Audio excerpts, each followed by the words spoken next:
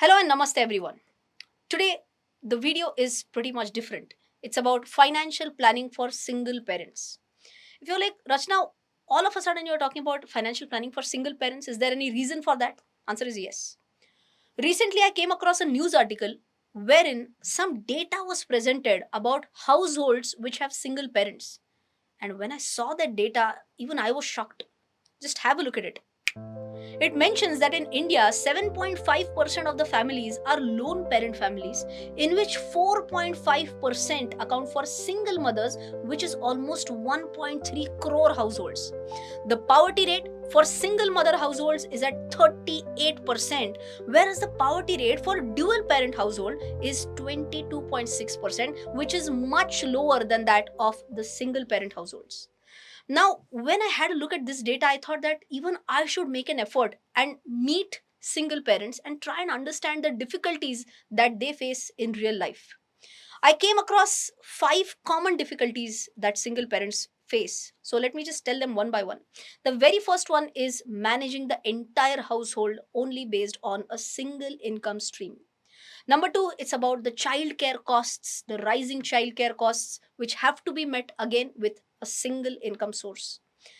The third one is obviously about saving for future. Life is not going to stop. Everyone is going to grow old, and that is why planning for retirement, planning for future is inevitable, and that also has to be done with the same amount of money. While meeting all these ends, it's also very important to set your own career goals and also try and achieve them. And while you're doing all these things, it's also very important to try and create those moments of joy that you will cherish forever with your children. So I'm sure there are a lot of challenges that single parents face, and we must try and address these problems. What I am good at is about the financial planning aspect, and that is what exactly we are going to do today. So today what we are going to understand is about a financial planning roadmap, which will talk about 6 or 7 steps that these single parents can take so that at least the financial planning part is sorted out. While you're doing all these things, just remember one thing: financial planning isn't about perfection, it's about progress. So it's about making intentional choices that can transform your family's financial journey, and just one step at a time is what is required.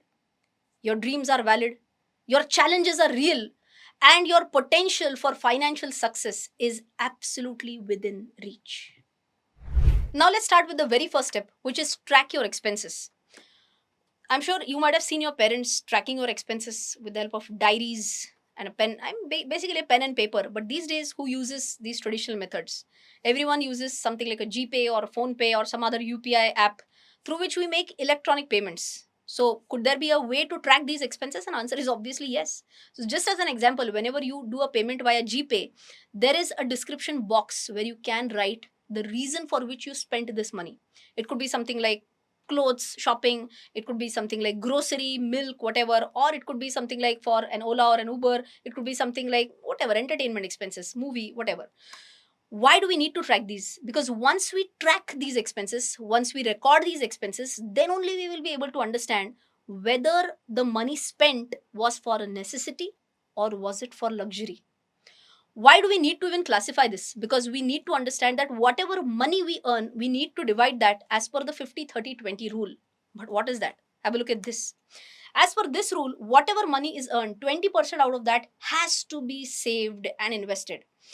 30% should be could be for wants and 50% could be for needs. So if a person is earning 30,000, the split will go as 15,000, 9,000, and 6,000 respectively. But let's say the actual expenses go something like 17,000, 10,000, and 3,000. Then what? Now, this is where many people tend to make a mistake that first they will spend money for needs, then for wants, and whatever is remaining will be saved. And that should not be the case. Ideally, out of whatever money you earn, first a 20% chunk should go away for saving. But then I'm sure many parents would face this situation that Rachna, 50% are not enough. We do have to spend a little bit more as compared to 50% out of whatever we save. So could there be some hacks around that? And answer is obviously yes. Simple possibility number one could be you could go out for shopping in such places where you can buy things at a wholesale price. So maybe you can take out one month, I mean one day in a month where you take your kids along, and maybe you can take that as a shopping come picnic experience, but buy things in bulk so that you get them at a cheaper price, right? That can help you save on your expenses. That's possibility number 1. Possibility number 2, if your expenses include a big chunk of EMIs, some loans which may you might have taken when both the parents were alive, in that case, knocking off such loans becomes a big task. What could you do in such cases? Obviously, step 1 is write down all these loans.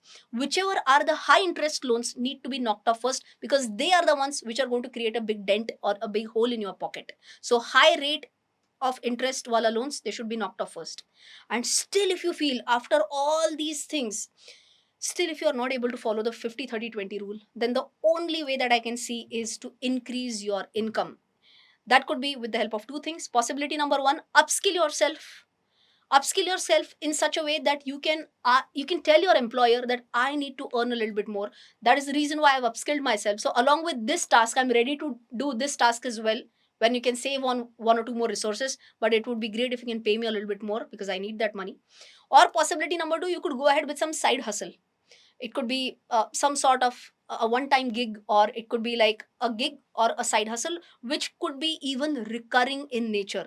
That could help you to support your income streams. So what am I going to do? I'm going to give you three actionables for this very first step. The first actionable is track your expenses.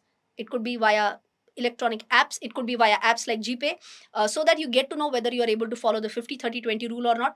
Number 2, you have to ensure that you are cutting down on the expenses by the wholesale thing that I told you, or nahi, you can also do, and if you are also having an EMI to pay.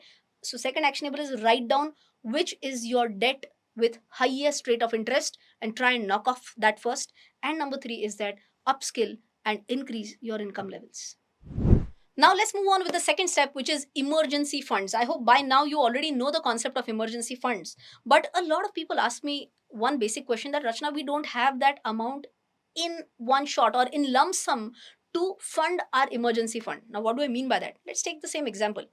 Assume that 15,000 was the monthly expense. Oh, by the way, whenever we calculate the emergency fund, we don't calculate the total expenses. It's only your needs multiplied by 6 months. It's not needs plus wants multiplied by 6 months. Okay. So, whatever were your needs, that amount was 15,000 rupees, correct? So, 15,000 multiplied by 6, that came up to 90,000 rupees. Now, if you remember 20% compulsory saving, that was how much? That was 6,000 rupees. So, what we are going to do, 90,000 divided by 6,000, that comes up to 1.5. Now, what is this 1.5? Ideally, a single parent who is wanting to save for emergencies, a simple example of an emergency could be, let's say that person is fired from the job and that person needs some time to find a new job. That person needs a cushion. That cushion will be funded by what? By the emergency fund, right? So this emergency fund has to be one very important initial step in your financial planning process. And that is why, how much emergency fund is that what we calculated? How much are you going to save every month? That is also what we have written. And ideally, if you do this in a disciplined manner, you should be able to create your emergency fund within a span of 1.5 years. Now, where do you put that money? Ideally, you can put that money in a saving account also, but if you feel that I'm not that disciplined, I might spend that money from the saving account. It's okay even if you create FDs every month. So, in our example, it could be like 6,000 rupees FD every single month. That is also fine, so that you get the lump sum corpus of emergency funds. So, what is your actionable here? Track how much money, first calculate how much money do you need towards your emergency fund, calculate how much money are you going to save aside or set aside every month, and within how many months or years will you be able to fulfill your emergency fund requirement. Let's move on with the third step, which is about insurance coverage. I know everyone understands the importance of insurance, but two types of insurance, one which is life insurance and the second one which is health insurance. In life insurance, you have to go ahead with a term plan because that is what will be absolutely important for income replacement. And if it's about health insurance, that is very important because if there is some sort of hospitalization, there could be a big outflow of money. To avoid that, ideally you should have a health insurance so that you don't have to pay the bills of the hospital, but it is the insurance company which pays for the bills. If you have an insurance advisor, ask him to tell you about the different policies which are available. Ensure that you are going ahead with a policy which suits your requirements. If you don't have an insurance advisor, you can definitely check out the link in the description box. It's about Ditto, and I'm sure you might have heard about Ditto. I've talked about this in so many videos of mine. You can book a free call with them, a 30 minutes call, wherein their advisors will help you to understand which insurance is the best suited for your needs. And they have a no spam policy as well. Oh, by the way, this is not a sponsored post. I just thought of giving a shout out to Ditto because I've gotten a lot of positive feedbacks about them. So, as I mentioned, if you have your own insurance advisor, well and good. If you don't forget to check out the link in the description box below. Well, now you have understood three key steps in your financial planning process. The very first one was to ensure that you are tracking your expenses. You know where your money is being spent. You have ensure that the 50-30-20 rule is being followed. The second one was about meeting emergencies, and for that we discussed about creating an emergency fund. And the third one was about life related uncertainties or medical related uncertainties, and for that we did talk about life insurance as well as medical insurance. Now that the base is set, now we need to focus on goal setting. There could be two types of goals. One could be a short term goal and one could be a comparatively longer term goal. If I'm talking about short term goals, it's about goals which need to be met within less than a year. So, for such goals, let's say your child's annual school fee, for such type of goals, how do you park your money? It should be parked in asset classes where you have absolute safety and where you have absolute liquidity. You should not think about returns in such cases. So, what is the best possible goal? It could be about investing in fixed deposits. Ideally, if you ask me, you should be investing this money in fixed deposits in nationalized banks so that you have absolute peace of mind. Avoid doing an FD in some, unknown category of a cooperative bank or something like that, or avoid also parking that funds in some corporate FD which are unsecured. Okay, so avoid such things. You could also think about investing in treasury bills, and if you want to know more about treasury bills, I have a separate video on that as well, right? This is about short term goals. Now talking about long term goals, it could be something like your child's education, it could be something about your retirement planning, it could be something about your child's marriage, right? Out of that, let's talk about one or two. If I'm talking about your child's education, I know this is a tough point to talk on, but try and have an open dialogue with your child. If you don't have that much money to spend on your child's education, have an open dialogue that, let's say your child's dream is to go and study abroad, let's say in the United States or in Europe, and if you don't have that much kind of money, try and tell your kid that it's okay that you don't go right now. There's a possibility that you have some funds. Encourage your child to start a job, encourage your child to save a lot of money in the initial years. Maybe keep a target of 2 years, 3 years, 4 years, whatever. And with the money that you have saved for your child's education, plus whatever your child has saved for himself or herself, that could be a fund which could be sufficient to fund your child's education. Also, remember to seek for some scholarship related opportunities so that the overall cost of education comes down, right? Now, one more very important point here is about your retirement planning, and your retirement planning has to be given a higher priority as compared to your child's education. You might be like, Rachna, seriously? Why such a selfish thought? There is a reason for that. The simple reason is that you can get a loan for your child's education, but you can't get a loan for your retirement. And because this is a very, very important part of your life, you have to ensure that you have enough money for your retirement. It's about self esteem. It's about ensuring that whatever money you need post retirement is saved by you, and you have that money at least for your day to day expenses. So, if you were to meet these long term goals, where do you park your money? It could be as simple as parking your money in something like a Nifty 50 index mutual fund. If you want to know more about that, I do have a separate video on index fund. Please watch that so that you understand the risks and returns related to Nifty 50 index funds. I hope with this you have understood about how to chalk out your short term goals and your long term goals and which could be suitable investment avenues for meeting these goals. Now, like I told you in the beginning of the video, I did have an opportunity to talk to few single parents, and some of them told me a different problem, that they were having some surplus at the end of the month, but they were not sure about what to do with that money.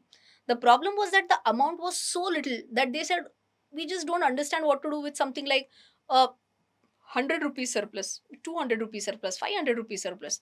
They said that if we keep that in our house, then it just stays in our cupboard. If we keep it in a saving bank account, we just tend to spend that money. So, what could be done with this? Simple. Can you believe that you can buy gold with as low as even 60 rupees? And that can be done via gold bees. Can you believe that you can enter into Nifty bees with as low as 250 rupees? Acha, even if you're not comfortable with Nifty, okay, aren't you comfortable with gold? And it's like buying gold, instead of physically you buy that electronically, and that is nothing but gold bees. So what I would request is, if you have some additional surplus, go ahead, buy gold bees with that surplus money. But to buy these gold bees, you will have to have a demat account, and for that I'm going to give a link in the description box as well. But what to do with that gold bees investment is also a question, right? So what you could do is, maybe you could have a trip fund. You could, whatever you have, whatever location you have in your mind. Let's say you want to take your kids at some snowy location, maybe in Kashmir or in Manali. You would need some extra funds, right? And for that, if you're parking your funds in something like gold, it will be easier for you to generate extra return, and you can utilize that money for, financing your trip. Just remember that memories are made in moments beyond routine, where love and laughter play. And the last step is legal documentation. Now, this is about will planning. So, if you're a person who is especially a single parent, I'm sure you would want to ensure that whatever money you have saved, whatever money you have invested, that money is passed on to your child, right? But if you want to ensure that this transfer happens seamlessly, the best way to go ahead is writing down a will. Consult an expert, maybe talk to a lawyer, seek advice, and ensure that a will is properly drafted. I don't, to the best of my knowledge, it need not be registered anywhere, but as I mentioned, I'm not an expert in that area, so it's better to consult a lawyer or some other expert who will help you to draft a will, so that you ensure that whatever you have as a legacy, that is passed on properly. So today's video was different. It was mainly intended for those who are single parents. So I would request everyone to please share this video with single parents whom you know. Because you know what? When we are leading our life, when couples are trying to lead a life together, still they would make some mistakes financially. But when it is about single parents, there are chances that they may make a little bit more mistakes. That's absolutely okay, right? It's fine to make mistakes. Why this video was created? This was just created with an intent that I would give my small contribution, my small bit, so that single parents who are trying to ensure that the finances are in place, I would give them a roadmap with which they can ensure that all the boxes are ticked off properly. So, in today's video, we did talk about almost 7 steps which you ideally need to follow so that the finances are sorted. So, again, I would request everyone who is watching this video to share this video with all the single parents and help them in their financial journey as well. I hope you enjoyed this different attempt that I tried to do. If you did, please don't forget to smash the like button. I'll see you in the next one. Till then, take care. Jai Hind and bye bye. You might have come across such advertisements on various social media platforms. Please note, all of these are fraudsters promising unbelievable returns through stock tips. I don't provide any calls or advisory services. I provide only educational content through my social media handles and through my website rachanaranade.com and rachanaranade.in.